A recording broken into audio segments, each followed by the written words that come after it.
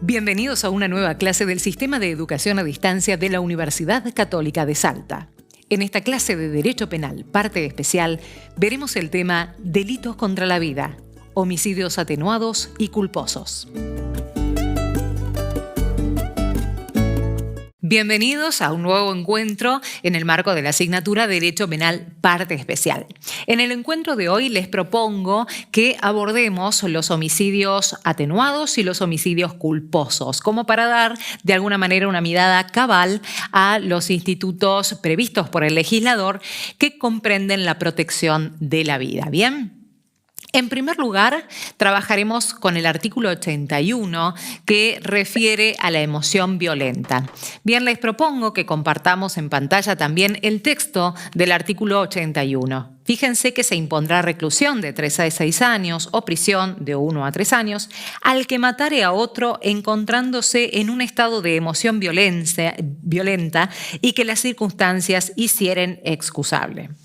En una segunda parte, en el inciso B, nos vamos a referir al homicidio preterintencional, pero lo dejamos en este momento suspendido para poder concentrarnos en el análisis entonces de la figura de la emoción violenta. Bien, ¿quién puede ser sujeto activo de este delito? Cualquiera, no es un delito específico, no es un delito que se agrave o se atenúe por la figura del autor, pero sí lo que va a ser importante es justamente la acción típica.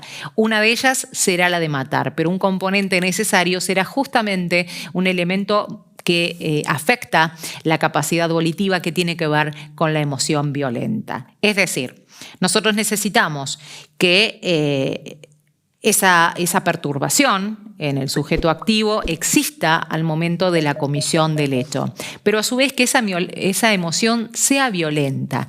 Y esa violencia, ¿cómo la vamos a medir? Tenemos que considerarla. Siempre, por supuesto, son hipótesis que deben ser necesariamente acreditadas en juicio. No basta la mera declaración del sujeto activo, pero debe caracterizarse por ser irrefrenable, incontrolable, insuperable, y debe estar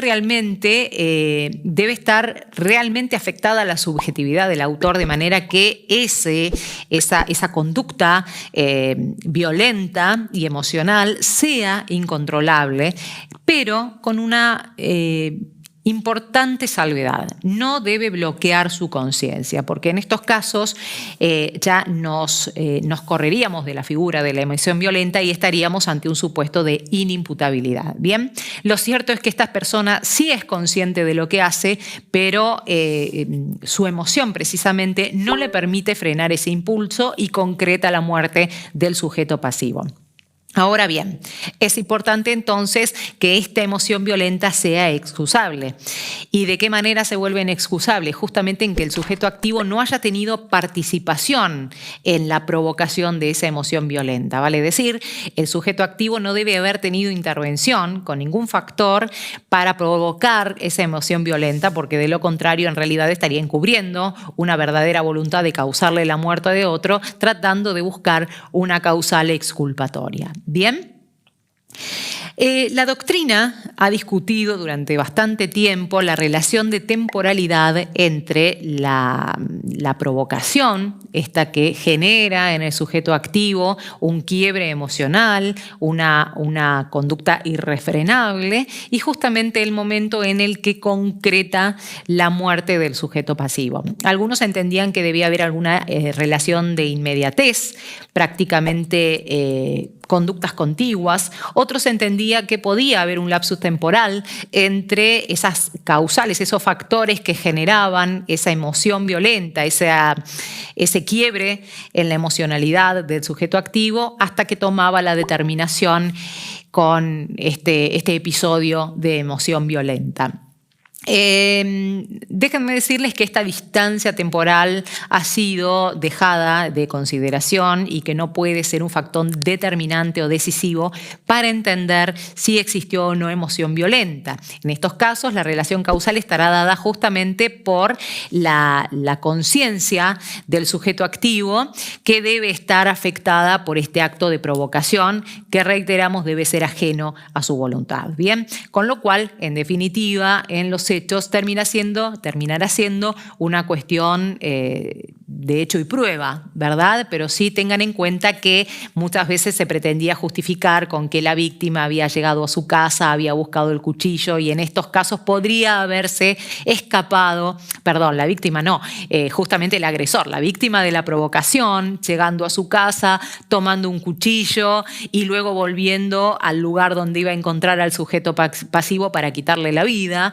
Entonces, muchos se preguntaban si ahí no había habido un quiebre en el nexo causal, justamente porque el sujeto activo del homicidio había podido apartarse de la peligrosidad que le representaba el accionar quizás del sujeto pasivo. Por lo cual, estas cuestiones han quedado absolutamente dejadas, por lo menos como factor determinante. Piensen como, por ejemplo, una persona que ha sido sistemáticamente sometida a vejaciones o violaciones y en determinado momento, luego de arrastrar justamente todo ese quiebre emocional a lo largo de los años, en determinado momento se le produce un quiebre y descontrola sus pulsiones y le provoca la muerte al sujeto pasivo. En estos casos la temporalidad es muchísimo más que instantánea o en un margen temporal de horas o minutos, sino que justamente es atravesada a lo largo de los años. ¿Bien? Ingresemos ahora en el análisis del inciso segundo, que como les anticipaba, era el homicidio preterintencional. Les propongo que compartamos entonces el texto que establece el artículo 81 en su inciso B, al que, con el propósito de causar un daño en el cuerpo o en la salud, produjere la muerte de alguna persona cuando el medio empleado no debía razonablemente ocasionar la muerte. Este homicidio preterintencional, que ustedes lo podrán ver justamente en correlación con el articulado que también hemos analizado al ver los homicidios simples y homicidios agravados. En estos casos lo que debe quedar en claro es que bajo ningún punto de vista queda bajo la protección legal la premeditación. En estos casos sí hay una preordinación en la subjetividad del sujeto activo que tiene un dolo, pero este dolo no está enderezado a causar la muerte, sino una lesión, un daño en la salud de una persona, una lesión o un daño en su salud. Ese es el dolo específico que requiere el artículo 81 en su inciso B. Pero por otra parte, lo que se requiere es un resultado de muerte que en su caso será culposo, pero bajo ningún punto de vista, como les decía, al no protegerse la premeditación, bajo ningún punto de vista podemos analizar en este estrato el dolo del sujeto activo. Y finalmente, el medio empleado. El medio empleado debe haber sido razonable para causar un daño, pero no la muerte. Por lo tanto, si el sujeto activo utilizó un arma, o utilizó un hacha, o utilizó un martillo y con el martillo le propinó un golpe en la cabeza a la persona, se cae este requisito de la razonabilidad del medio empleado para causar un daño y se cede a algún supuesto de homicidio. Bien, por otra parte, en cambio, si utilizara el martillo y con ese martillo a los fines de causarle un daño le pega un martillazo en un dedo y por alguna complicación o patología previa del sujeto pasivo, esto deriva en la muerte, entonces estamos ante un claro ejemplo de homicidio preterintencional. ¿Bien? Avancemos ahora con la figura contemplada en el artículo 82. No voy a profundizar demasiado sobre la misma, sí les propongo que compartamos el contenido del artículo 82 a los fines de concluir que se produce en estos casos una acumulación de institutos analizados. Cuando en el caso del inciso primero del artículo 80 son los supuestos de homicidios agravados por el vínculo, concurriese alguna de las circunstancias del inciso primero del artículo anterior, que son los supuestos de emoción violenta, la pena será de reclusión o prisión de 10 a 25 años. En realidad, como verán, la pena máxima no disminuye. Lo que se modifica en estos casos, es decir, desde la conjunción de los homicidios agravados por el vínculo y la emoción violenta, lo que se modifican son las escalas penales en abstracto, con lo cual esto le da la posibilidad al juez, en el caso concreto, ponderar la pena aplicable con mayor justicia al caso concreto. Avancemos ahora con la figura de la instigación al suicidio. Instigación o ayuda al suicidio que está expresamente contemplada en el artículo 83 del Código Penal. ¿Qué nos dice el artículo 83? ¿Qué prescribe? Bueno, compartimos su contenido. Será reprimido con prisión de 1 a 4 años el que instigare a otro al suicidio o le ayudare a cometerlo, si el suicidio se hubiese tentado o consumado. Debemos tener en claro que el Código Penal no castiga el acto de matarse voluntariamente o su tentativa, ¿no? No existe tentativa de ayuda o tentativa de instigación, con lo cual nosotros en este caso, para la configuración de la figura, justamente lo que necesitamos, además de tratarse de un delito de acción, que exista dolo en el sujeto activo, en aquel que ayuda o en aquel que instiga, y luego que se produzca el resultado final, que es la muerte de la persona.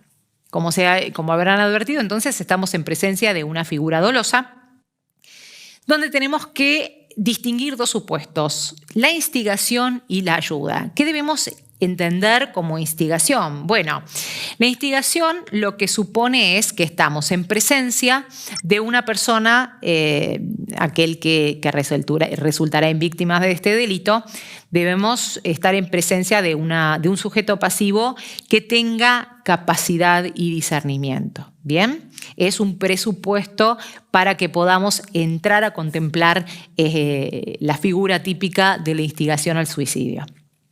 Necesitamos entonces que el sujeto pasivo sea capaz de comprender los alcances de la decisión que va a tomar. Y el sujeto activo, al instigar, debe provocar en el sujeto pasivo una decisión de quitarse la vida. Bien, no basta solamente que se lo comente, sino que verdaderamente genere en el sujeto pasivo que tome esa deliberación de quitarse la vida. ¿Sí? Mientras que cuando estamos en presencia de la ayuda, en estos casos lo que es esencial es justamente la cooperación dada para que la persona pueda quitarse la vida.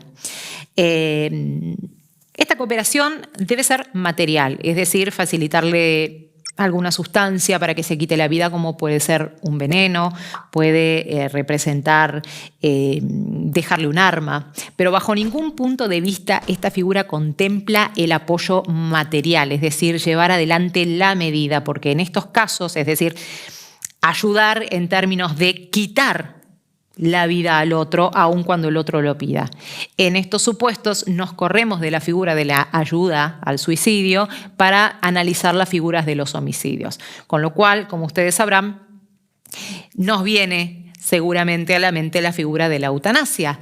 Eutanasia que ha sido también otra figura sumamente discutida. Hay varios tipos de eutanasia, donde lo que se pone, digamos, justamente sobre la mesa de discusión es el derecho a la vida de las personas y también el derecho a la dignidad de las personas que poseen algún padecimiento y que por esa razón, con su plena autodeterminación, deciden no continuar con su vida en esas condiciones. Y en tal sentido puede que necesiten, o por eso se recurre a la figura de la eutanasia, porque justamente no pueden proveerse esa ayuda por sus propios medios y requieren la intervención de un tercero, sea que los desconecte, que les coloque alguna sustancia en sangre o en un suero y demás, para que justamente se pueda interrumpir la vida que voluntariamente ha decidido que llegue a su fin.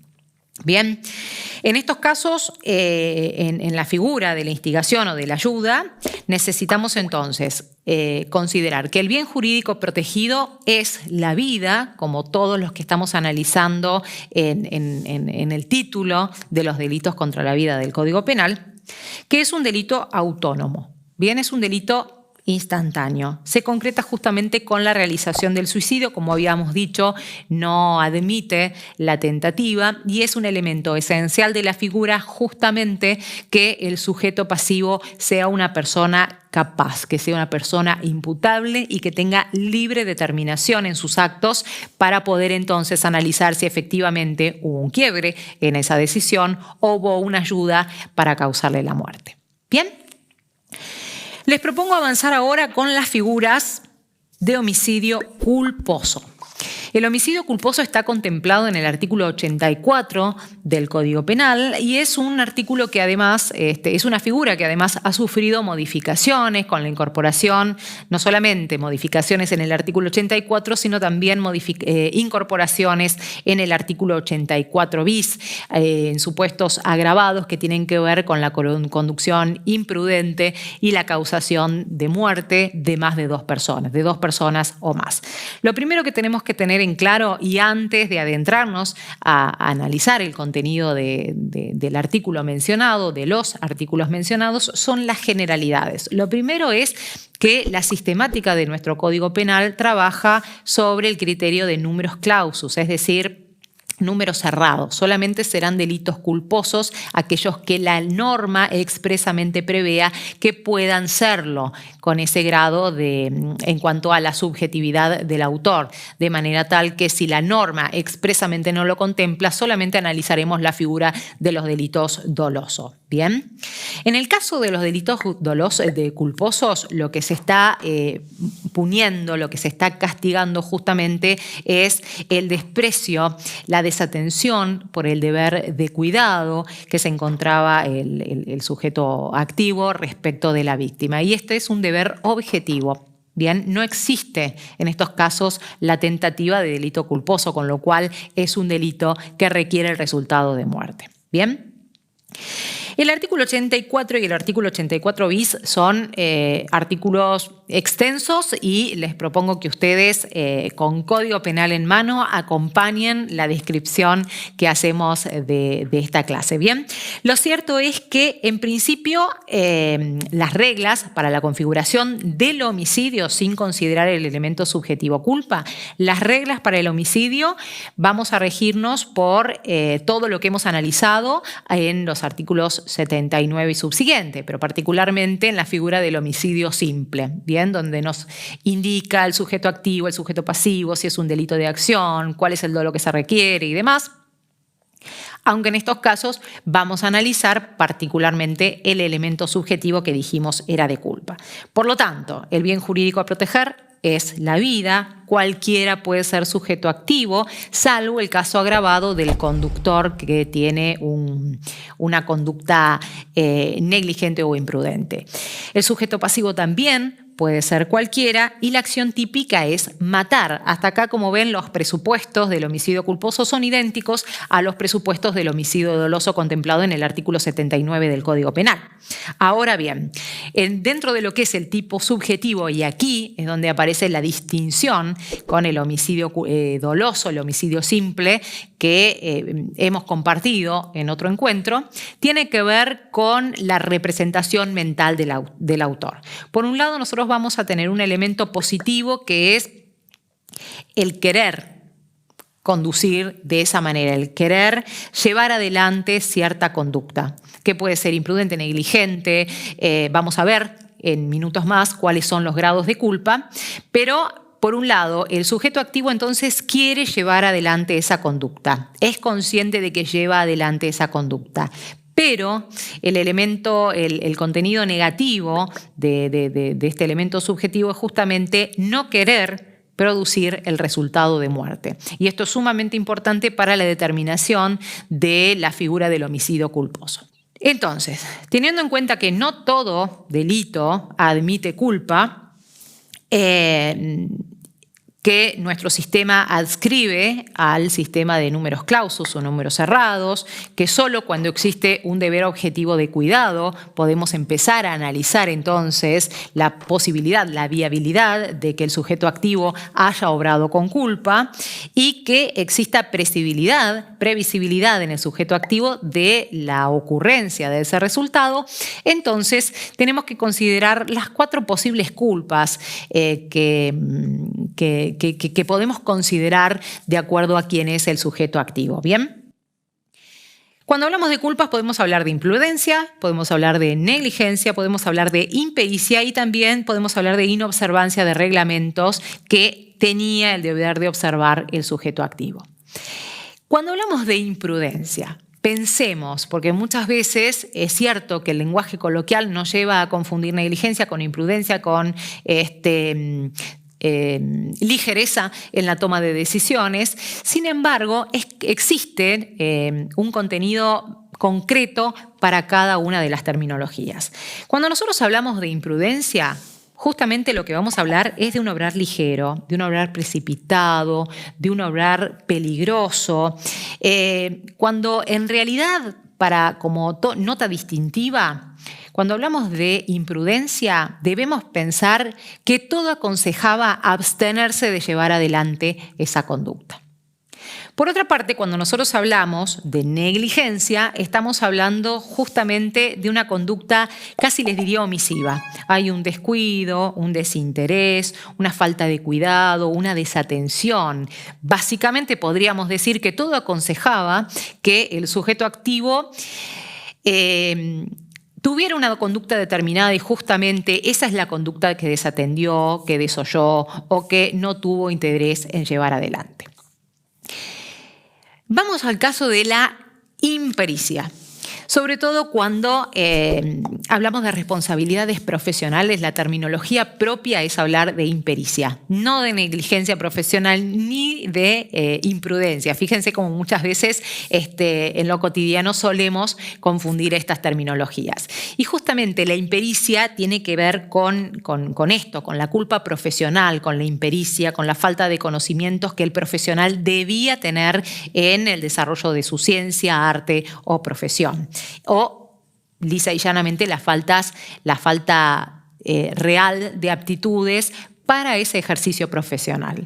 Y podemos, como ejemplo típico, hablar de los homicidios culposos en manos de profesionales de la salud. Bien, cuando debieron llevar adelante procedimientos que omitieron, justamente por carecer de esas aptitudes para llevar adelante la práctica de las ciencias de la salud. Y finalmente, vamos a hablar de la no observancia de los reglamentos o deberes a su cargo.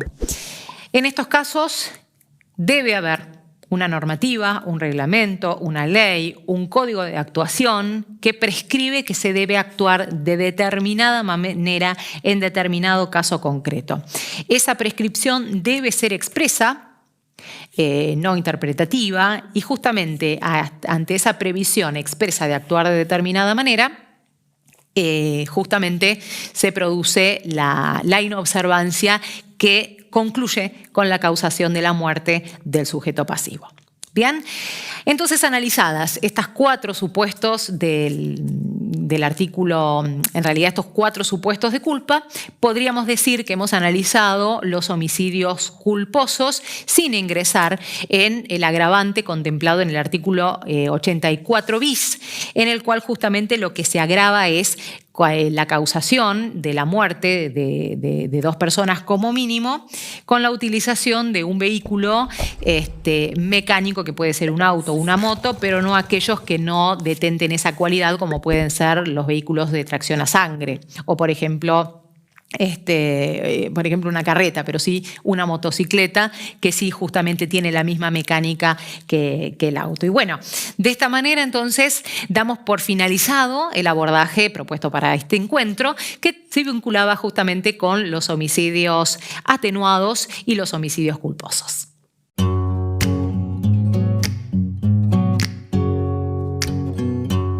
En la clase de hoy hemos visto y desarrollado el tema Delitos contra la vida, homicidios atenuados y culposos, que se encuentra comprendido en la unidad 2 del programa de estudio. Poner especial atención en los artículos 81 a 84 del Código Penal.